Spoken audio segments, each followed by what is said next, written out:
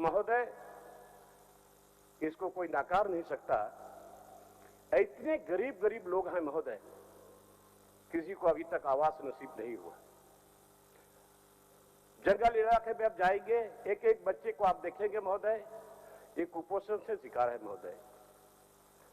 लोगों को दवा नहीं मिल पा रहा, लोगों को शिक्षा नहीं मिल पा रही। आखिर ये बजट जो बनता है केवल टाउनशिप इलाके के लिए, आखिर दूर दराज इलाके में आज तक यह स्थिति क्यों है? 21 साल पार हो गया राज्य अलग होने के बाद। तो महोदय, मैं सरकार से आग्रह करूंगा कि कम से कम पूरे राज्य में जो खेतीहर लोग हैं, जो किसान हैं, आज खेत में पानी नहीं। आज यहाँ के किसान, यहाँ के मजदूर, आप केरल चले जाए, भारी तादाद में यहाँ के लोग गए हुए। पंजाब चले जाए, वहां भी लोग गए हुए। लोगों का पलायन हो रहा है। तो महोदय, आज किसान के लिए सिंचाई का कोई सुविधा नहीं है, सिंचाई का कोई सुविधा नहीं है।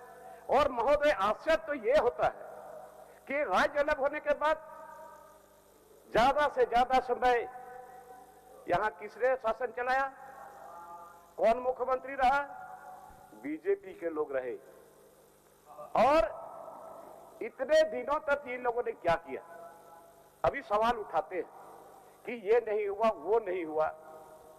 तो महोदय, आपको भी सोचना चाहिए कि भाई, आप इतने दिनों तक आपने शासन चलाया, आप अपना भी देखें। और आज यही नतीजा है कि आज देश की जनता ने, झारखंड की जनता ने आपको उखाड़ करके फेंक दिया, आपको विपक्ष में बैठाने के लिए मजबूर कर दिया।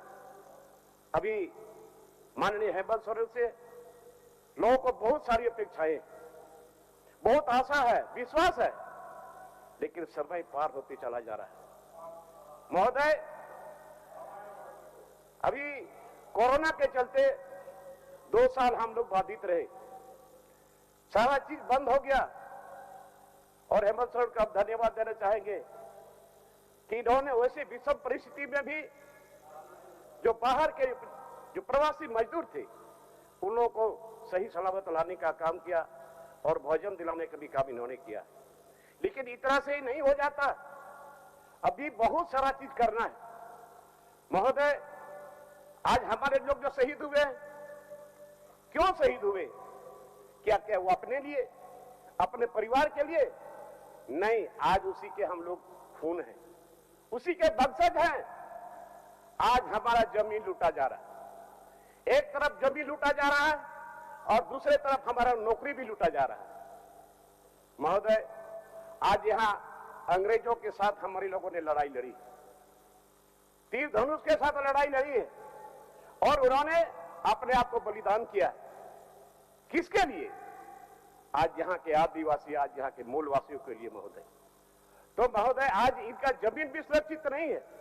और मैं इस बात को बराबर हर सदन में बोलता हूं कि जब जमीन रहेगा तो यहाँ के आदिवासी मूलवासी रहेंगे। उजड़ रहा है लोग, अभी जहां जहां कोयला खदान है, ECL, CCL, BCCL, जहां भी है, गरीब लोग उजड़ रहे हैं। अभी गांव नहीं मिलेगा, वो लोग कहां चले गए? इसका कौन सर्वे किया कि माइंस के चलते इतने इतने आदिवासी मूलवासी जो उजड़ गए वो कहां चले गए? और उसके अलावे बाहर से लोग आए, और आज माइंस के बाद जो जमीन उसकी बची हुई थी, उस जमीन पर भी वो लोग दावा बोल दिया। उसके पास गुंडा है, पुलिस भी उसको मदद कर रहा है। महोदय, अभी मैं बता रहा हूं, ये आपका BIT मिश्रा में एक कमेटी जो हम लोग की बनी है, स्पेशल कमेटी, उसमें हम लोगों ने उन लोगों को बुलाया। वो लोग बता नहीं पा रहे हैं कि ये जमीन हम कितना दूर तक लिए हैं, कोई डिमार्केशन नहीं है। और बाद में फिर बोलता है इतना इतना इतना प्लॉट हम लोग पहले अधिग्रहण किए थे, और उसके बाद और भी आगे जमीन हम लिए हैं।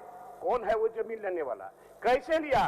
और अभी तक उसका डिमार्केशन नहीं हुआ, उस पर बाउंड्री नहीं दिया गया। और अभी राज्य DC ने आदेश दिया है बाउंड्री करने का, पुलिस फोर्स वहां भेजने का काम DC ने आदेश दिया है महोदय। तो महोदय, इस तरह से आदिवासी, गैर आदिवासी, मूलवासी लोगों का जमीन अगर कोई घेर लेगा, कहां लोग जाएंगे? क्यों इस पर कानून है जब यहां पर सीएनटी एक्ट है? क्या कोई सेलेबल है और वो बोलता है मैं इस जमीन को खरीद लिया हूं? कौन देखेगा? आज यहां का डीसी बेपरवाह है। आप महोदय, मैं सरकार से आग्रह करूंगा, ये डीसी को और सीओ को टाइट करे, वो देखे क्यों जमीन का हस्तांतरण हो रहा है, सादा कागज में जमीन खरीदा जा रहा है। इसी के लिए हम लोगों के पूर्वजों ने बलिदानी दी है क्या? महोदय, मैं आपसे आग्रह, आपके माध्यम से सरकार से आग्रह करता हूं, माननीय मुख्यमंत्री हेमंत सोरेन को मैं कहना चाहता हूं कि आप इसका कानून का इंप्लीमेंट करिए। और कौन आदमी है जो वहां जबरदस्ती करता है? अभी धनबाद चले जाओ, बोकारो चले जाओ, गिरिडीह चले जाओ, रांची हर जगह देखिए, यहां माफिया लोग अलग से पुलिस बंदूक के बल पर केस करने के नाम पर लोगों को डराया जाता है, धमकाया जाता है। तो महोदय, जमीन बचेगा तो यहां के लोग बचेंगे। आज यहाँ एसपीटी एक्ट है, आज सीएनटी एक्ट है, ये यहाँ के लोगों का बहुत बड़ा कवच है महोदय, बचाव कवच है। लेकिन इस सीएनटी एक्ट में भी छेड़छाड़ हो रहा है। हम दूसरा एक्ट नहीं मांगना चाहते। एसपीटी एक्ट है और एसपीटी एक्ट है, इसका सही तरीके से इसका अनुपालन हो, तभी यहाँ का लोग बचेगा। एक तरफ जमीन लुटा रहा है और नौकरी भी लुटा रहा है। आज हम लोग हल्ला कर रहे हैं, पूरे गांव में, शहरों में अभी रैली निकाला जा रहा है स्थानीय नीति के नाम पर। कब बनेगा स्थानीय नीति? मैं आज आपके माध्यम से सरकार से कहना चाहता हूं कि जो स्थानीय नीति रघुवर दास ने बनाया था, उस स्थानीय नीति को आप रद्द करो और नया स्थानीय नीति बनाओ। और स्थानीय नीति नहीं बनाओगे तो किसको आप डिफाइन करोगे कि यहाँ का स्थानीय है? महोदय, आज यहाँ पर नौकरी के नाम पर, आज यहाँ पर स्थानीय नीति नहीं बनेगा। अभी लोग सोए नहीं हैं, अभी लोग जाग गए हैं। कल दुमका में जबरदस्त रैली हुआ, साहेबगंज में रैली हुआ, हर जगह रैली हो रहा है। अधिकार मांग रहा है, वो अधिकार मांग रहा है कि आस्था नीति डिफाइन करो। आज तक आस्था नीति ही बन पा रहा है। कौन बनेगा? कौन है इसका जिम्मेदार? आस्था नीति बना चाहिए महोदय। नियोजन नीति उन्होंने जो बनाया था तत्कालीन सरकार ने, उस नियोजन नीति का रद्द होना चाहिए।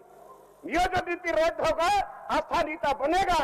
आज यहाँ का नवयुवक, यहाँ के युवतियों को थर्ड ग्रेड हम कोई इंजीनियर की बात नहीं करते, हम कोई आईएएस आईपीएस की बात नहीं करते, हम कोई डॉक्टर का बात नहीं करते।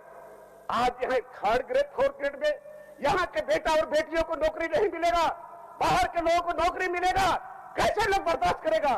महोदय, तीर चलने का समय आने वाला है, मुझको लगता है। अगर सरकार इसको इंप्लीमेंट नहीं किया, चलेगा, तीर चलेगा महोदय। जब हमारे लोगों ने अंग्रेजों के साथ हिम्मत करके साथ, बहादुरी के साथ लड़ाई लड़ा है, तो आज भी हम लोग लड़ने के तैयार हैं। गजब का बात है। और एक तरफ से नियोजन नीति रद्द हो, नया नियोजन नीति बने। माननीय मुख्यमंत्री जी बोलते हैं बनाएंगे, हम धन्यवाद देते हैं, लेकिन कब बनाएंगे? इसका डेडलाइन क्यों नहीं तय हो रहा है? क्यों नहीं इसका डेडलाइन तय हो रहा है? आज भाषा के नाम पर लोग लड़ाई लड़ रहे हैं। ये झारखंड गर्म होने जा रहा है भाषा के नाम पर और स्थानीय नीति के नाम पर। महोदय, आज यहां पर एसपीटी एक्ट इतना सशक्त है, सबल है, मजबूत है, लेकिन क्या कर रहा है आपका अधिकारी? कि कौन कर रहा है? लूट करवा रहा है। हेमंत सरकार, आप भी जिम्मेवार हैं।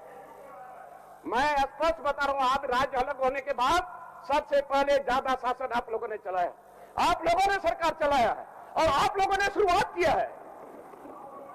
इसको आपको गंभीरता से सोचना पड़ेगा। इसको तो ईमानदारी से आपको बोलना पड़ेगा कि सही में हमसे गलती हुई है।